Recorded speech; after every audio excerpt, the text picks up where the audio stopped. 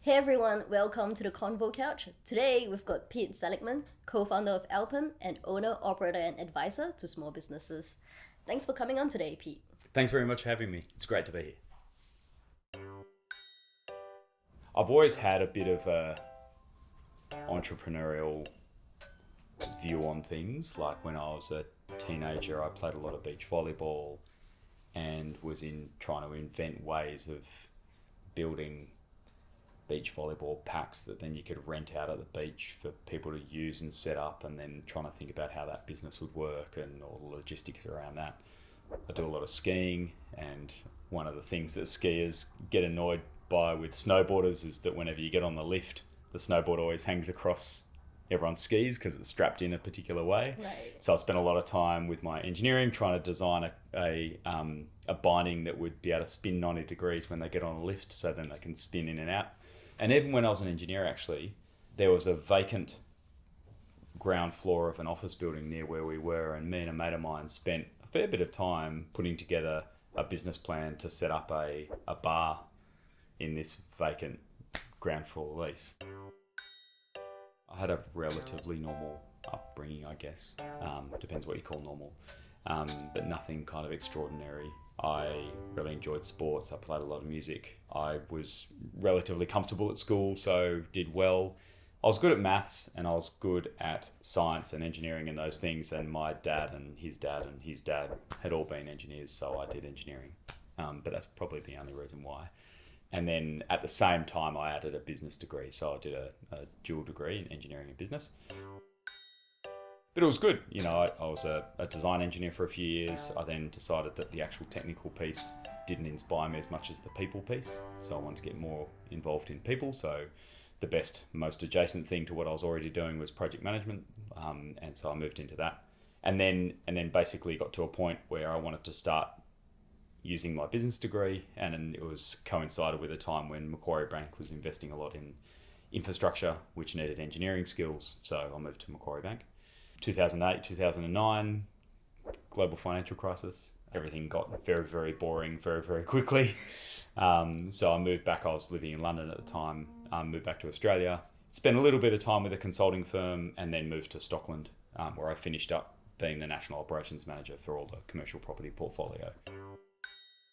And then I guess me and a mate of mine who I met when I was in London, he was working for PwC doing M&A and I was working for Macquarie. And as friends, we spent a lot of time doing things together, going skiing, going trips into Europe. When we moved back to Australia, we came back and we both started families. But then in 2012, I think we had been talking a lot about we should have a go at doing something with it for ourselves. And then eventually we just decided, well, let's just start looking. So just started looking at small businesses to buy, because we're not really kind of startup founders. That's not really our thing. We're more renovators, if that makes sense. So we found a small business to buy, which we still own today. Bought it, I quit my job, and through that process we built what's now called Alpin, which is our business. I think there's a little bit about me where I get bored. That's probably why I haven't stayed doing the same thing for very long. I think the engineering part of me really likes trying to understand problems and trying to look for solutions to those problems. And I like building things. There's another part of me that really gets inspired by working with people. The combination of autonomy and accountability, but I probably didn't feel enough autonomy for me in those bigger corporate structures. But also I didn't feel enough accountability, and I wanted to get to a point where if I pulled myself out of the equation, the whole thing fell over, because if you flip that on its head, like, you really are accountable then. And you did mention that you are, I guess, a more of a problem-solving kind of person. You like working with people. Yeah. Is your co-founder also like that? Yeah. Both of us are very much people, I think. And so we really enjoy spending time with groups. I think we're both naturally extroverts. So definitely I'm more of an engineer and he's more of a financier. So those are two separate things. I think we both really like complex problems where you need to have a go and not necessarily know exactly what the outcome's going to be. So we've both got an appetite for risk. understanding and then taking on risk in the hope of profit. And I think that that's probably a good enough definition. There's definitely a risk component to it, whatever that looks like. I like the word hope in there because it's hope. It's not anything more certain than that. But then when you think about risk and profit, that could be anything. Like, what are you risking? Are you risking money? Are you risking reputation? Are you risking time? Are you risking relationships? And then on the other side of the equation, profit isn't necessarily always money. You might be profiting with a new experience, or profiting with a new relationship, or profiting giving back to the community, or whatever that profit might be.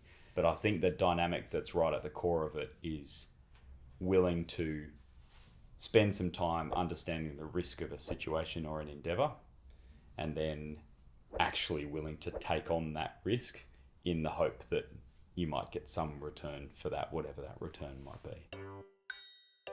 You don't need to be a leader to exhibit leadership qualities. And I think in the same way, you don't necessarily need to be an entrepreneur, whatever that means, to be entrepreneurial. You could be a senior analyst in a massive global organization and still demonstrate entrepreneurial attributes, right? Because you just need to be the kind of person that's willing to try something and willing to take a risk or understand a risk and do it in the hope that you might get some benefit out of that. And so I think people in large organizations that are entrepreneurial are those people that kind of step outside the mold and, approach someone in another department to try and collaborate, or, that's still entrepreneurial, I think. Looking back, do you feel like you did some of that in your corporate world Lots. Okay. Yeah. Actually, I hadn't even thought about it till now, but yes, definitely. Probably almost to the frustration of a lot of my managers throughout my career, because quite often I remember having conversations with my line manager about me spending too much time on other things across the business and not on the core of my job. In almost every role I've ever had, probably only spent 60% of my time doing the job description and another 40% of my time doing special projects. Okay, just out of personal curiosity, how do you deal with those conversations with your line manager? You definitely need to be able to demonstrate that you're getting their job done. So I don't think I ever put myself, well, they can be the judge of that, but I don't think I ever put myself in a position where I was failing to deliver on my promises to them and the role that I was in for them. So I think that's almost like a threshold criteria. You can't go gallivanting off into other parts of the organisation unless you're doing your job. Either when they started to get nervous that I wasn't going to hang around in that role for long enough because I was looking at all these other things, when actually that was probably fine. I could probably have stayed there for a while as long as people kept giving me these other things. The other part where it got challenging would be if they kind of looked at the other things I was doing and then thought, wait a second, if you've got enough capacity to do these other things, then maybe I should make you do more in your current role. But it's like anything in life, really. I guess it's about how do you manage those relationships. I always talk a lot about the combination of managing and meeting expectations. You got to do both. So I think you've got to spend a fair bit of time managing their expectations as much as you're meeting them. Or alternatively, you need to go into kind of sales pitch mode, I guess.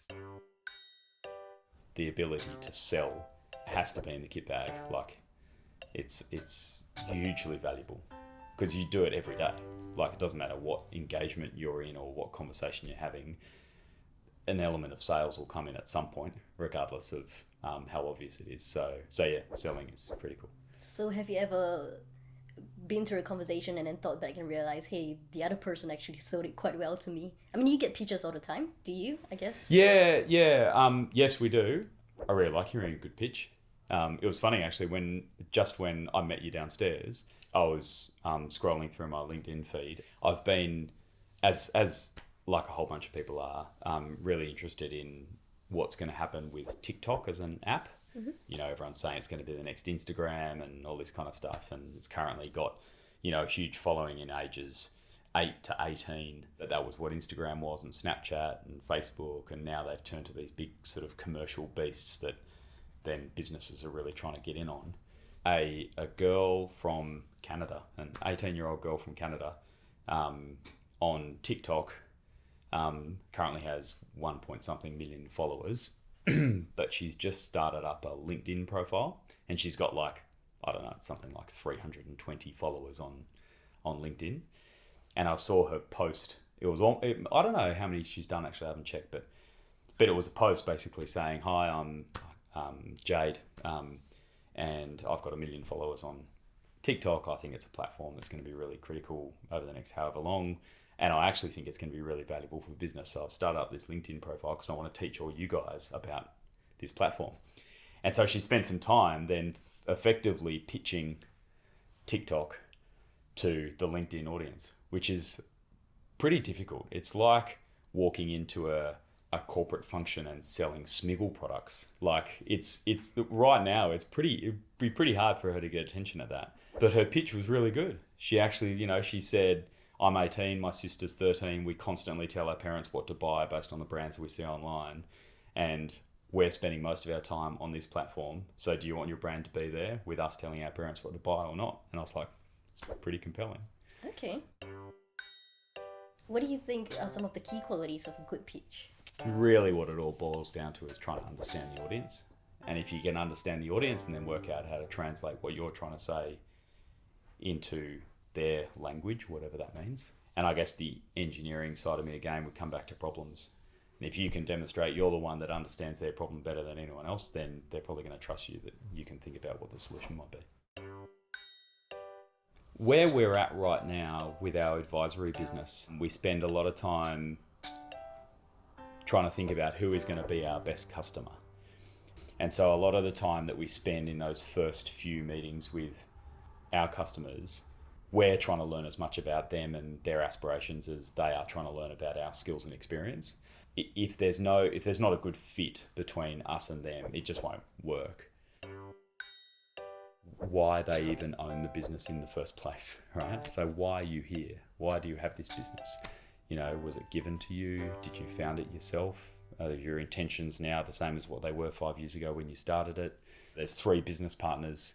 I really actually want to understand the differences between the reasons why each of you are in this business. So let's stop talking about how great it is that you all want to get on the same bus. Let's actually work out these points at which you're not going to want to be on the same bus, because it'll happen, right? There's 3 different people. There's going to be 3 different opinions. Because if you can distill that alignment at the ownership level, then the rest can just flow from there.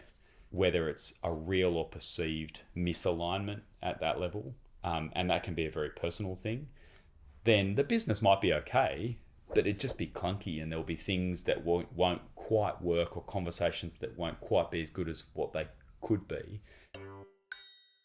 We distinguish between what we call advisory and consulting. So when we talk about advisory work, that's giving advice, like that's our opinion. That's us saying, we want to help you make good decisions. So we're going to give you our strong opinion on what your options are and what decisions we think you should make. And we're going to help to mentor you through that process. Whereas consulting work will be more like when we're doing a piece of work. So for example, we might have a customer that's thinking about expanding into Queensland. We want to understand that market. Okay, we'll spend a couple of weeks doing a piece of market research to play back to you what the opportunity is in the market, who the competitors are, all those.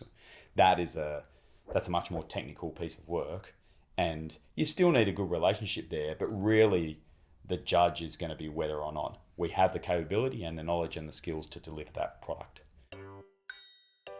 Year 2 was like, okay, now it's a bit of hard work. Year 3 was like, holy shit, now like this is serious.